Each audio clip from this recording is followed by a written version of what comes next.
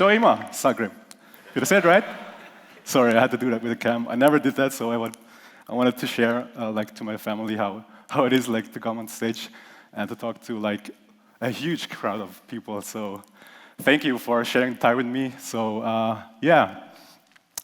Today I'm here to talk about drawing the line between third-party and custom code. So, drawing the line between two or multiple things that you enjoyed, can be sometimes very tough. And it's not only on web development where you gotta make decisions between things. We encounter it everywhere. And for this reason, besides different experiences and how we grew up, we are influenced by like a huge variety of different opinions and everything.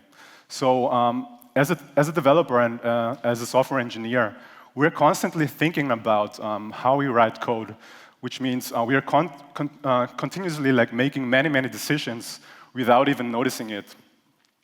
So from my side, like one of the toughest decisions in my career was, it was like more than 2 years ago. It was like I made a switch from being an employee for a company to now an independent. So this was like a very hard step to make. And yeah, so that's me. And I'm Reyes. I'm an independent software engineer today. I work mostly with React and GraphQL, so that's my day-to-day job. And I also like co-organize the React Vienna meetup. So Vienna is just around the corner. If you ever get the chance to get there, I'll be happy to see you there. So also, in case you want to give me a follow on Twitter, I'm also Reyes on Twitter, but just skip the E's. Now, why do we love building applications? Why are we even gathered here to listen to all these amazing talks now? And besides hearing about new ideas, it's like really exciting to when you see something that is new. And I mean, in my early years, it was kind of like tough, but now it's like to see the amazing vibe and movement in the community, and especially when we create something new. To me, it feels always like it's like very exciting. Like, you know, it sparks your joy inside, and it brings a lot of happiness in your life. And by happiness, this is my face when I think about React over the past years, and ever since I've been using it. But I admire every single library that is evolving. Also, like Angular or Vue, or now we have Svelte, has become like to a state that we have today. And people love open source and the space of being able to like use software for free. And being able to contribute back has been absolutely amazing. It's absolutely stunning to see like many ideas that are created from smart people like from all over the world.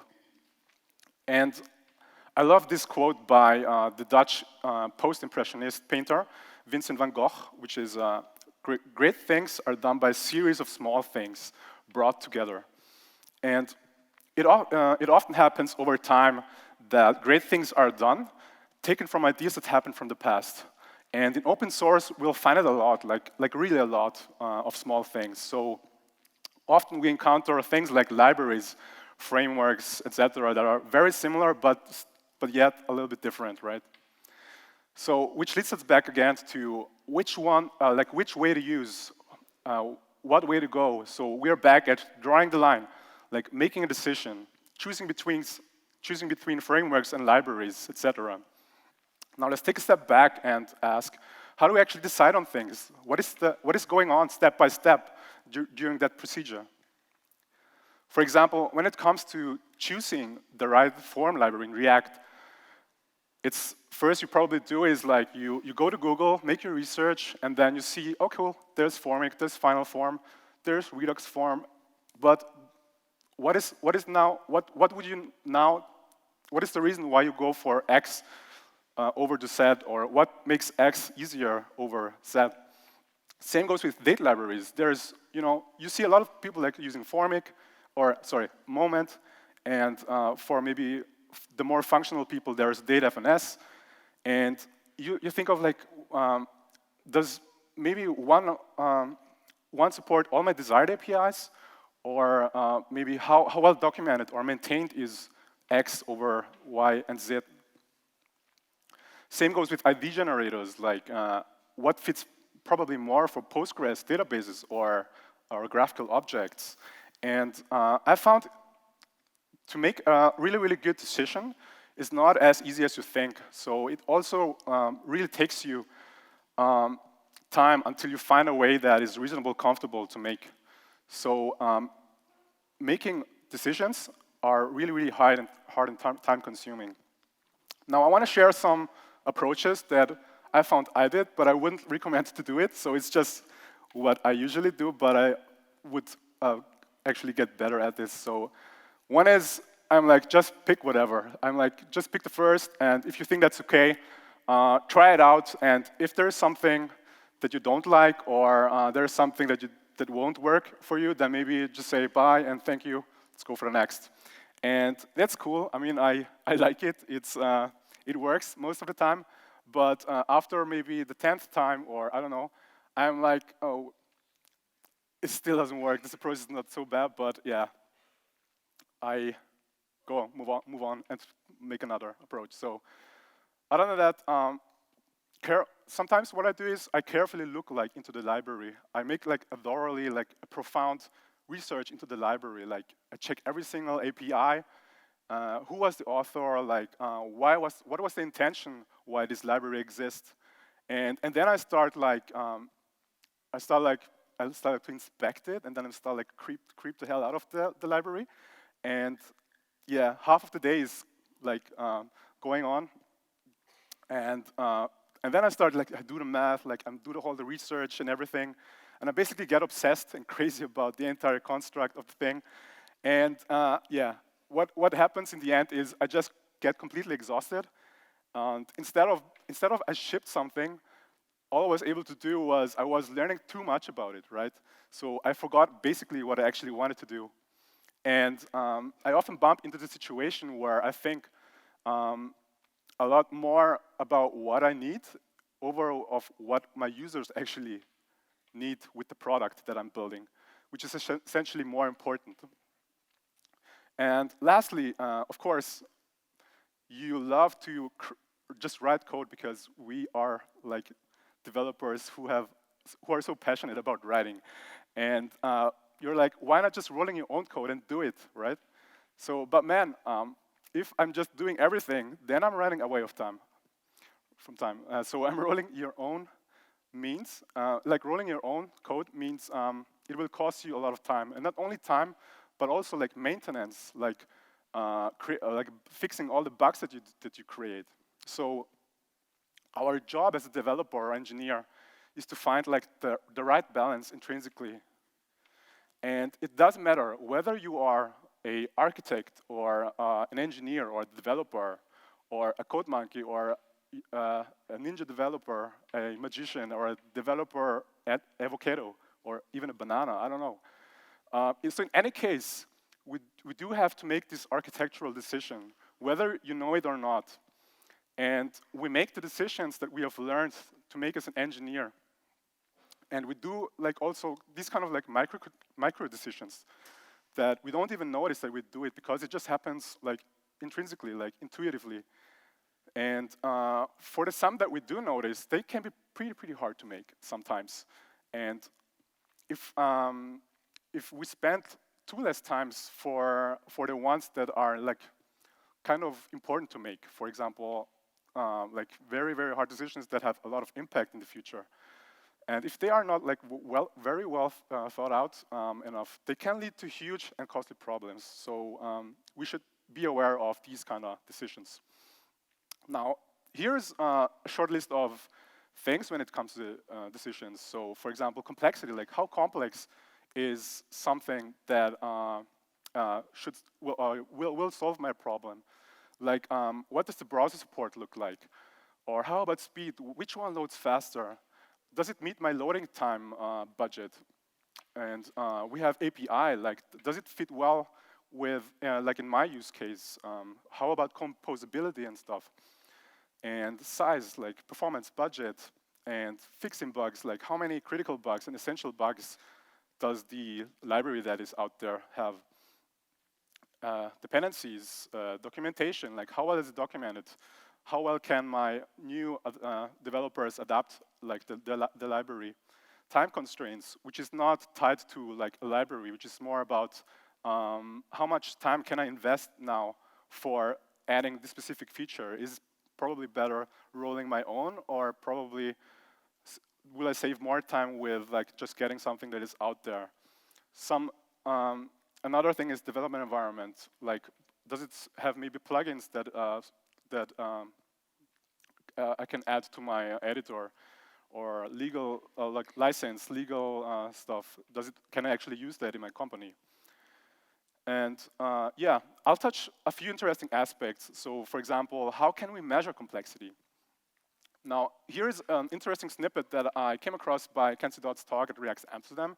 So he was showing like a toggle class implementation of jQuery, which is basically inside you see like it asks for if the class list in the element exists, and if it does, it just calls the toggle function.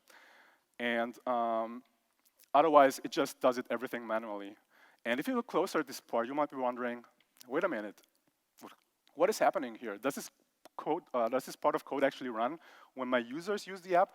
So you probably check then at caniuse.com, and it's pretty green, unless you want to support IE 6 or so in your like app.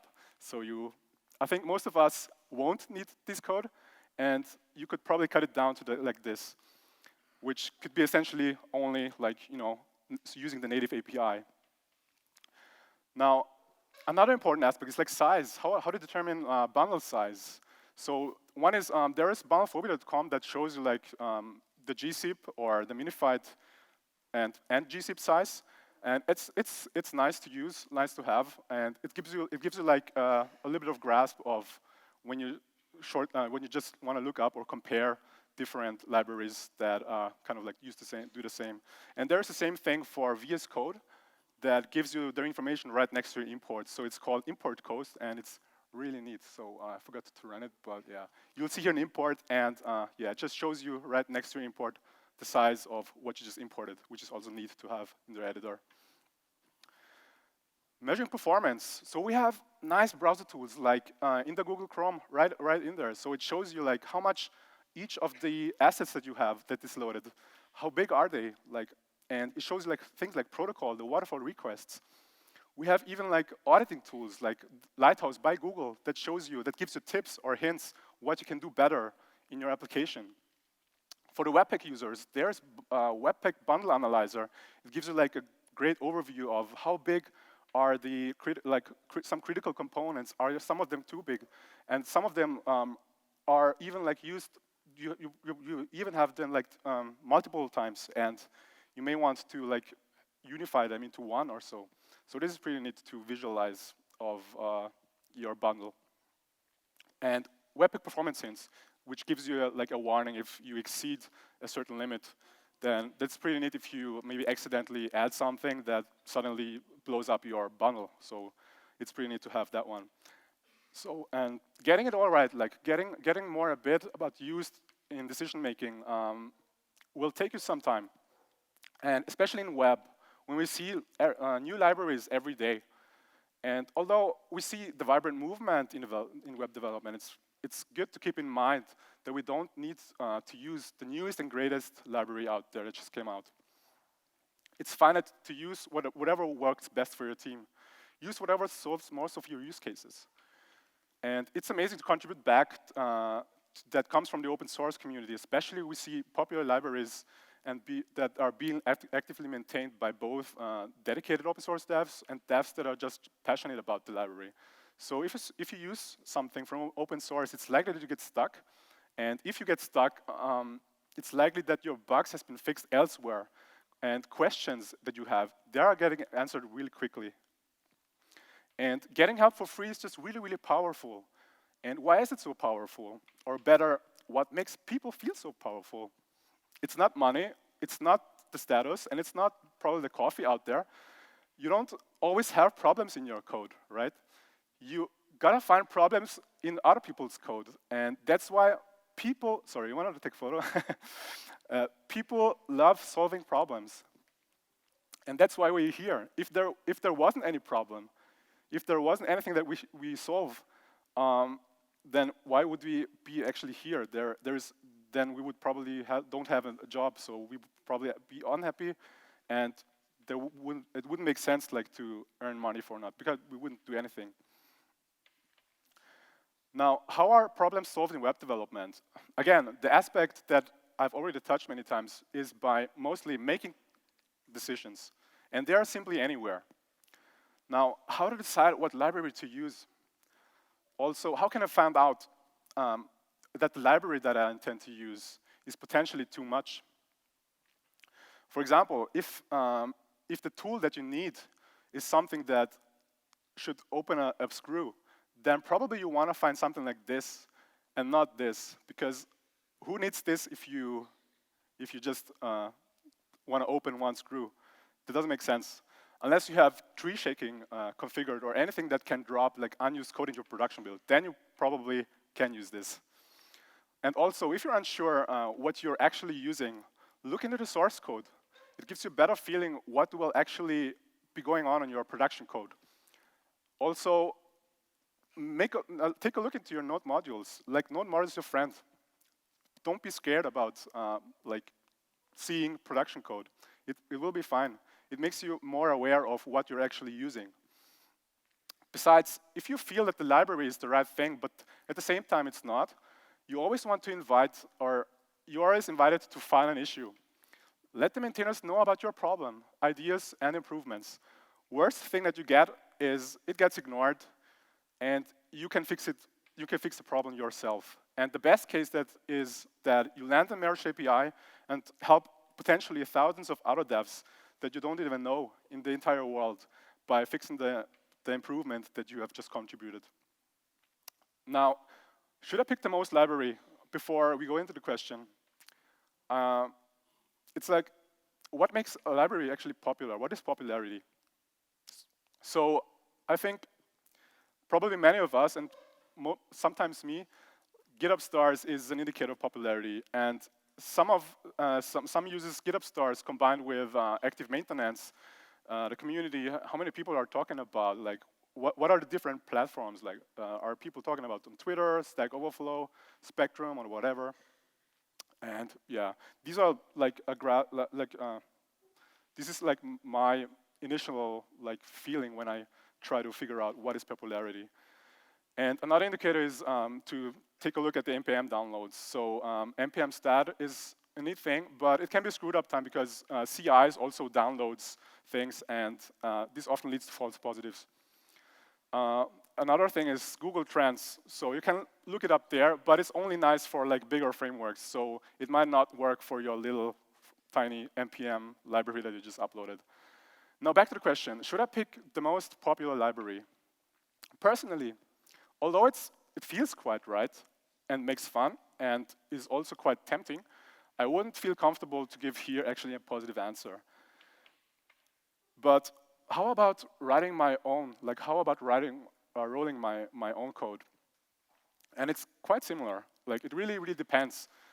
But one of the most noticeable benefits here are you can write it in an exact way how you need and want the piece of code need to be written. So you have basically 100% control over everything when you write it yourself.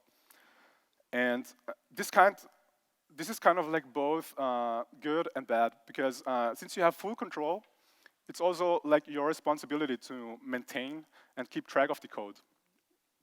Now that we've talked a lot about things, now what is the right decision? And there is no actually clear answer about it, but I think it's useful to spend less time thinking about decisions. Most of the time, it's absolutely fine to let our gut feeling like driving us what feels kind of like balanced. So find the right balance from your view.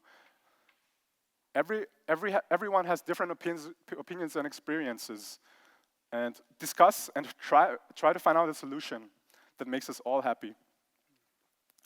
And although I just said that we shouldn't think about too much, we shouldn't think too much about decisions, I still find it's very important to understand the importance, at least, of the decision.